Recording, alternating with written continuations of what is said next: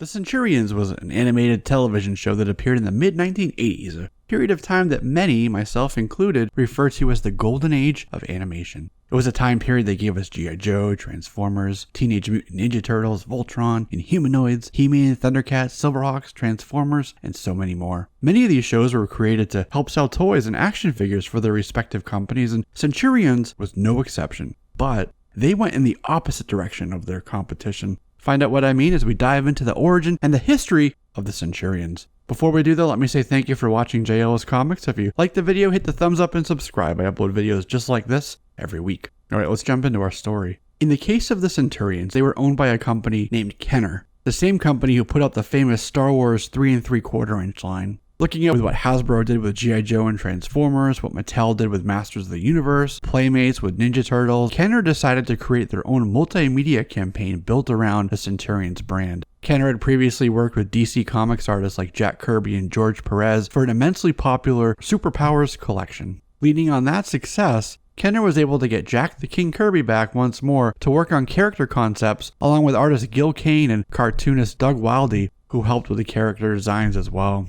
It was a period of time where Jack Kirby was working as work for hire with Joe Ruby and Ken Spears of Ruby Spears Animation Studios and Design, alongside of his prolific comic book work of the time. He helped with Chuck Norris, Karate Commandos, and Mr. T, for example. Norio Shawama, an animation director for Nippon Sunrise, now just called Sunrise, did the art cells for the animated series while Sunrise's Studio 7. And famed comic book writer and prolific animated episode writer Jerry Conway was one of the folks working on plotting and scripts. The show started with a 5-episode miniseries which turned out to be a hit, and it led to an entire series being greenlit, which, when all was said and done, came to another 60 episodes, 65 in all. The show hit all the right buttons with boys at the time. Tons of action, lots of fighting, sci-fi themes, cool gear, and a multimedia approach that leaned into merchandise, action figures, and literature, but mostly with both comic books and coloring books. As was customary at the time, the show also touched on educational topics and topical issues at the time, especially when it came to the environment, global warming, and things like save the whales and the hole in the ozone layer. But they took a different approach. Instead of releasing a very broad, wide range, they released a couple figures with tons of accessories for each one.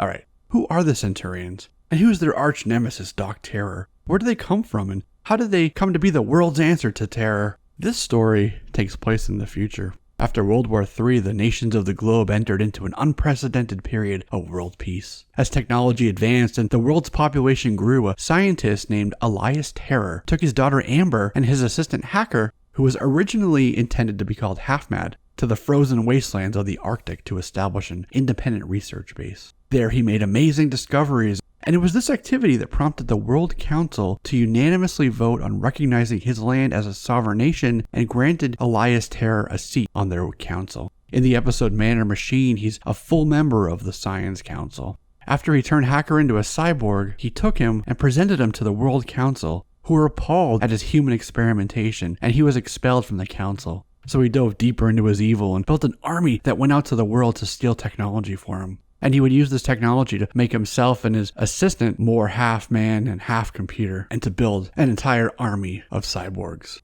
Despite being the evil villain that he is, Doc Terror broke from his other evil animated counterparts and gave a couple of the many science lessons imparted on viewers at the end of each episode. He continued to build his cyborg army in an attempt to take over the world. As the box art for the action figure describes, Dr. Terror is a brilliant yet evil genius who fused half his body to a powerful computer system in a bizarre operation which he himself developed, now programmed for the ultimate evil. In the show, Doc Terror was voiced by Ron Feinberg, who also voiced Headstrong for Transformers, along with Ming the Merciless for Defenders of the Earth, Titanus for TMNT, and Terex for the mid-90s Fantastic Four TV series. So the World Council had to respond to Doc Terror's evil. They'd originally had a project called Skyvault, which was intended to help colonize other planets that they converted into a project to stop Doc Terror. This new project was headed up by a director named Dr. Crystal Kane. And with her new mission, Kane recruited the best there is to protect the world from the worst there is. They used C-Lab as their primary weapons supplier. In this 21st century, deterioration of the ozone layer caused the Earth to warm and melt the polar ice caps, thereby raising the levels of the oceans. The water levels in Puget Sound rose and a great flood washed over Seattle, Washington. Max Ray, inspired by Tom Selleck, was born 3 years after this cataclysmic event. He says he never knew Seattle without a plexiglass seawall surrounding the city, and with the ocean practically right outside of his window, he naturally became interested in aquatics. Max designed a nuclear mini-submarine for his science project at just 14 years old. He was in the middle of mapping the Marianas Trench later when he was recruited to handle sea operations for the Centurions. Voiced by Pat Fraley, the voice of TMNT's Krang for the animated series, he uses attachments to his exo-frame like the Seabat, Tidal Blast, Depth Charger, and Cruiser. Jake Rockwell, who's based on Harrison Ford, is from Austin, Texas. His father was in charge of the Historical Society and the Prairie, which was right in the middle of the city. Jake would use this prairie as his own private playground where he learned how to rope cattle and ride horses. And when another war broke out, Jake joined the army and led a battalion of men against enemies on the Indo-Chinese front. His bravery and leadership led him to be promoted to brigadier general by the time that war ended, and then soon after, he'd command land operations for the Centurions. Jack was voiced by Vince Edwards for the cartoon, and he used the Wild Weasel, Detonator, Fire Force, Swingshot, and Hornet AWS helicopter backpack, as he was the rugged land operations specialist. Ace McCloud hailed from the Big Apple, New York City. As a kid, he lived on the 214th floor of the Taft Building, essentially living in the clouds at that height. As soon as he could, he enrolled in flight training school to become the best pilot in the world. And this led to his recruitment by Dr. Kane, as she needed someone who could pilot her space probes. So Ace was part of the original planetary exploration team that Dr. Kane assembled just before her program converted to anti-Doc Terror operations. He was the first Centurion as he switched from spaceflight to Earthbound air operations. Ace was voiced by Neil Ross for the show, and he, as the Centurion's air operations expert, used Orbital Interceptor, Skyknight, Stratostrike, Skybolt, AWS systems with his exo-frame. A set of new recruits called the New Centurions were introduced in the latter half of the series at the behest of the World Council. John Thunder is an Apache Indian and direct descendant of Geronimo.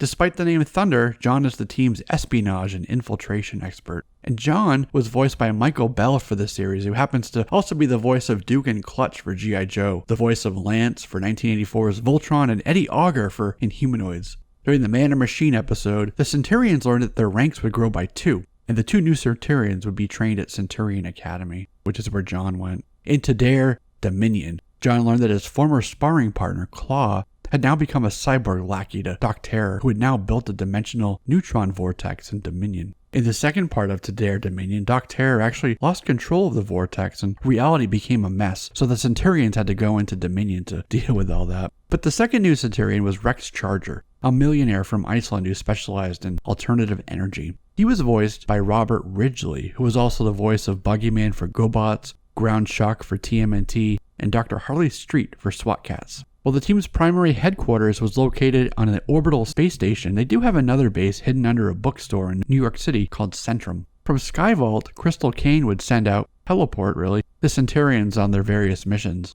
And they wore the exosuits, the ones I listed for you, which were called Exo-Frames. Once they shouted, "Power Extreme!" their assault weapon systems were activated, and their specialized equipment and weapons automatically attached to their Exo-Frames. They could be customized depending on the mission they were being deployed on.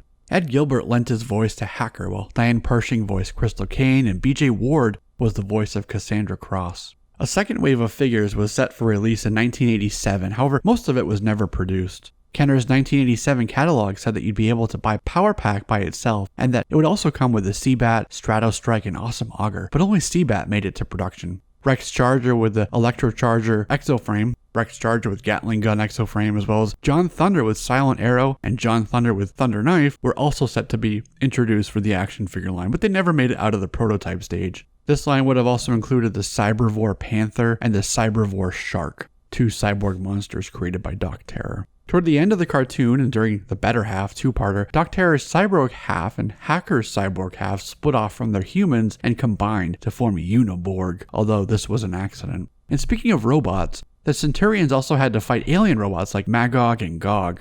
In fact, in the closing story, Man or Machine, Doc Terror is the one who defeats Gog, but then the computer makes a sea, air, land superweapon known as Triad that the Centurions had to face as their final threat before cancellation at the end of 1986. In 1987, DC Comics put out a short 4-issue miniseries. We're about to dive into all of those issues right now. The first issue opens up with Jake, Ace, and Max in the midst of a battle in cold, snowy northern Alaska. Having donned their exo-frames, they were trying to stop Doc Terror's Doom drones from enslaving an Eskimo village and forcing them to undergo cyborg conversion. All was not lost for the Eskimos of the village, however, because the men of Power Extreme were there to protect them. Jake got carried away during the battle, blasting cyborgs on the ice under their feet. And under the roar and the fury of the battle, he couldn't hear Mask tell him to stop. So Mask had to call Crystal to radio Jake and tell him to stop, but he didn't. So Max actually had to splash Jake and his Exo-Frame with water to freeze him to get him to stop. It turns out that some of the cyborgs they were battling were the villagers already converted, and Max didn't want to harm them.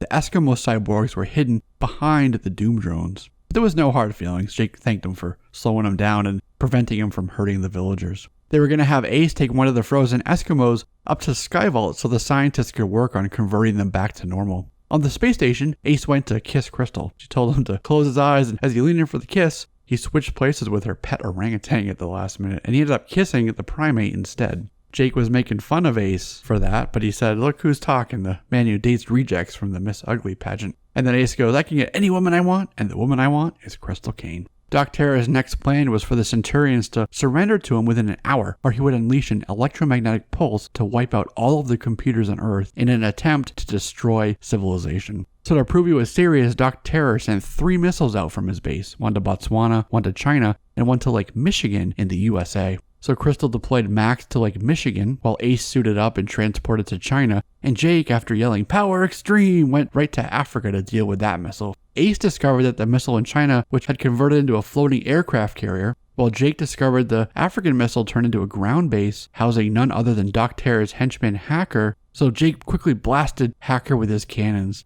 And it turns out that Hacker was a fake robot. The base was fake too, and so was the floating carrier in China. Crystal sent the two to back up Max, who was now below the waters of Lake Michigan at the 3rd missile site. He went down with his depth charger and shot his aqua cannon at it, but it didn't work. Then they fired a torpedo, which didn't work either. So he decided to plant a mine in the mud under the rocket. When the mine exploded, the blast lifted the missile right out of the water, just enough for Ace to destroy it with missiles, but it was also fake. All 3 of them were fake. Max suddenly said, "Transport us back, Crystal," and he ran and took the frozen Eskimo that they had brought up to the scientists and beamed it out into the void of space where the body exploded. If he hadn't have done that, it would have destroyed the space station. According to Max, the blasts and the explosion of the space station would have been the electromagnetic pulse that Doc Terror wanted to unleash on the world. Plot foiled. Those 3 missiles were fake, and the Eskimo was a Trojan horse. The issue ended with Crystal giving Max a kiss while Ace looked on jealously. The second issue opened with Ace and Max at a whirlpool in the Bermuda Triangle, the source of countless ship disappearances over the centuries.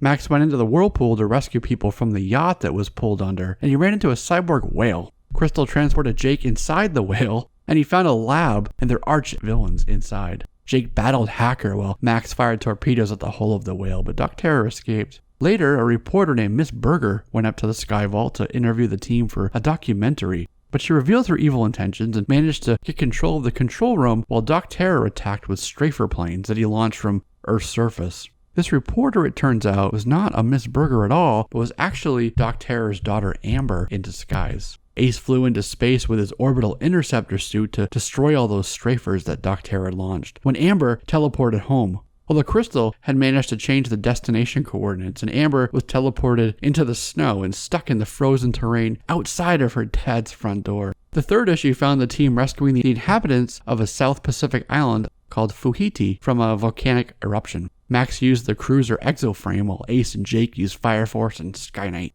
But the volcano blew, and all 3 of them were injured. When they awoke, they were in sickbay at their New York City Centrum base, and they seemed okay until they spoke. They couldn't hear each other, and they were, in fact, all deaf. Crystal told them with a written message that the sound of the eruption temporarily damaged their eardrums, and that they would be grounded until their hearing returned. Somehow Doc Terror caught wind of this and plotted to capitalize on the Centurions being sidelined by using a subsonic disruptor to enslave everyone to the Centurions' New York base. Their deafness, though, prevented them from hearing the disruptor signal, which was the good part of them being deaf, but the bad part was that it prevented them from getting their Exo-Frames beamed down from Skyvault. They managed to find some extra Exo-Frames at the base, even as the now mind-controlled technicians started to attack the trio. Max was able to find Doc Terror, shoot a water nozzle, and then, as the room flooded, knocked out Doc Terror with his hydro thrusters. The Centurions then put Doc Terror and Hacker in a box to be mailed out to, quote-unquote, anywhere on Earth. I don't know about you, but my post office needs a zip code.